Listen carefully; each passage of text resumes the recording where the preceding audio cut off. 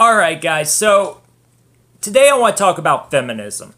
You know, I have not done a video for 2 weeks, and part of the reason for that was this whole Kavanaugh thing. It frustrated me so much, I just was at a loss for words. And that's a big deal with me, because I never know when to shut up. You know, when you look at what happened with Kavanaugh, it was so clearly a blatant Democrat operation from start to finish. It was a Democrat op, a DNC op. They went after him with all their old tricks, right? They brought out the protesters. The protesters were obviously paid protesters. They had the $500 printed signs and the $3,000 banners, the matching t-shirts. Nothing grassroots about it. None of those basement-dwelling bums could afford any of that stuff.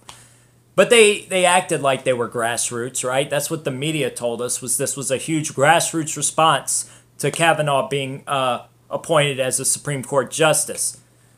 Then you have the access, right? You have protesters in the Supreme Court hearings. You have protesters walking the halls of Congress, assaulting members of Congress and senators. Your average protester off the street would never get near these people. So another thing we saw with Kavanaugh that just screamed DNC operation and smear job was the narrative building.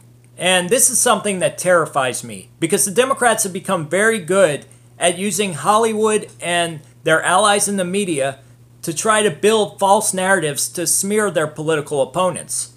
Now, it's almost formulaic the way they do this. They use a Saturday Night Live sketch or some other sketch on a late night talk show to try to exaggerate certain aspects of one of their political opponents. And then that created narrative is then parroted by their allies in the media. And we've seen this going back as far as Gerald Ford, when Chevy Chase on Saturday Night Live portrayed Gerald Ford as clumsy and aloof.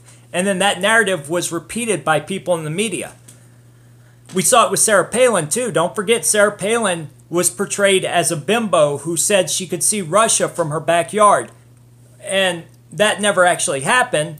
That was Tina Fey playing Sarah Palin on Saturday Night Live. But people, when polled, actually believed that that was something Sarah Palin had said. And it seriously hurt her as a vice presidential candidate. Now, we saw this with Kavanaugh. We saw them create this sketch using Matt Damon as Kavanaugh, where he portrayed him as a party bro, a frat bro, who did not have a good temperament, was angry and privileged. And that narrative, the very next day after that sketch came out, was repeated by pundits, not just at NBC, the company that owns Saturday Night Live, but by all of their competitor networks. And that's what's really troubling. I mean, not just the fact that people out there who vote for Democrats are dumb enough to buy into this stuff, but the fact that competing networks are all saying the same thing.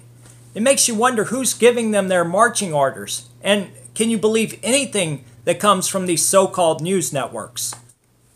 All of this stuff disturbs me, but I gotta tell you guys, the worst part about this whole charade involving Kavanaugh were the accusations. Because they accused him of not rape, not sexual assault, but being a horny teenage boy. This is a grown man. He's got a wife, kids, family, and friends who love him and speak the world of him. He's worked his way into the highest echelons of government, and now they're parading around a drunk slut he went to high school with, who one night he fooled around with. They were both enjoying it. He starts taking down her pants. They're making out, enjoying each other's bodies, and all of a sudden she says, "Oh, stop."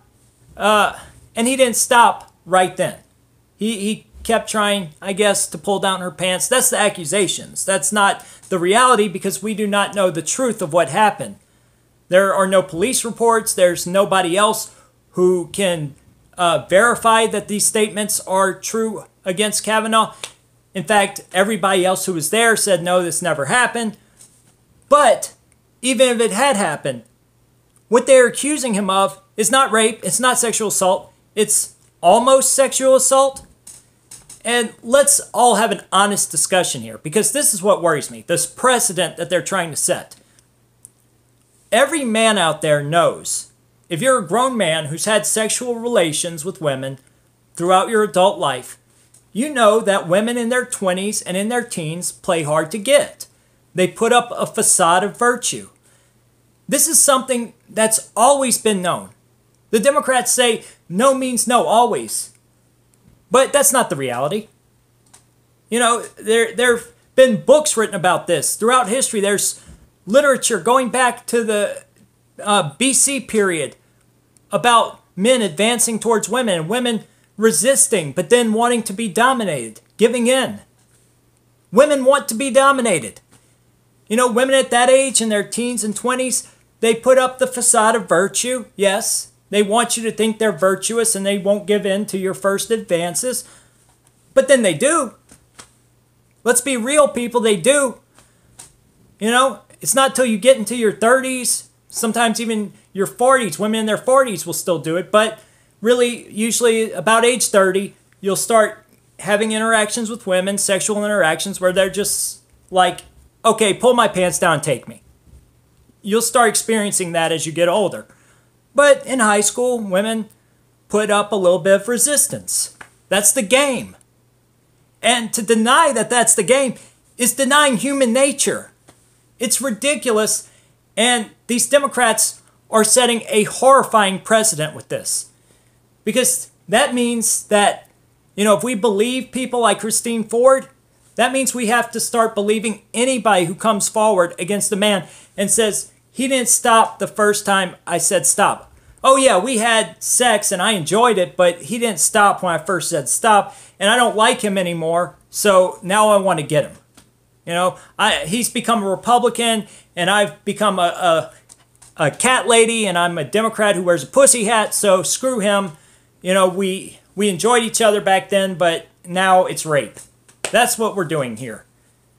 So after all of this, Kavanaugh wins. He gets confirmed, and it's a victory for us, but in a lot of ways we still lose, because undoubtedly these tactics will be used again by the Democrats to destroy their political opponents, and we have descended even further into this cultural Marxist madness where the left use conflict theory, whether it's conflict between classes or conflict between races, or in this case conflict between gender, to further their political agenda.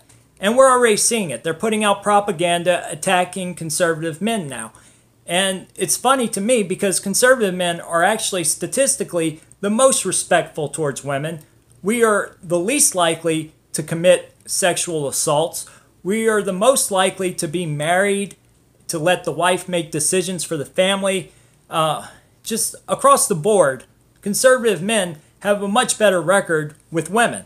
And so that really bothers me, especially because I am a married conservative man and I have daughters. I understand women and empathize with women, unlike the left, who roundhouse kick women to the face when they disagree with them. And that was something we saw just this week.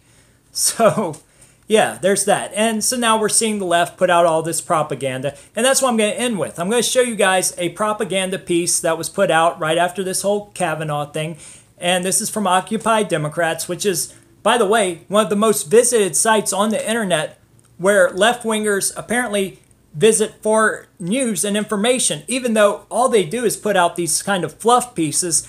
Well, they also, that's a lie. They also put out videos of like white people arguing with black people and then try to frame it as America is racist. Yeah, they put out the whole whatever, Pool Adam, ID Adam, whatever, that thing, and the Barbecue Betty. Yeah, those kind of videos. But I'll show you this video, and then I wrote a song, because this video is a song. I wrote a song as a response to it, so I'll end with that. Let's check it out. Hi, I wrote a song, and it goes like this.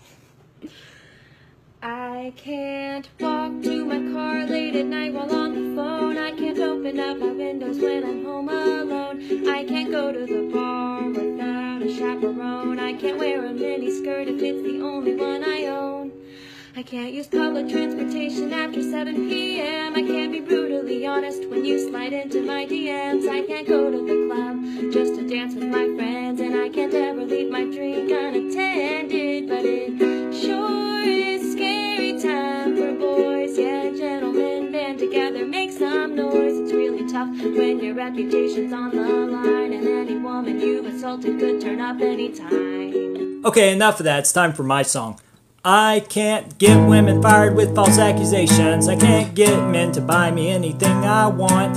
I'll probably have to work several dangerous jobs. In fact, I did when I went to war in Iraq. So to all you stupid feminist skanks, we're cutting you off. There's no more bank. You better learn to drive a tank, 'cause us men, we're closing rank. Alright, I know that was corny, but what do you guys expect? Like and subscribe. I'm out.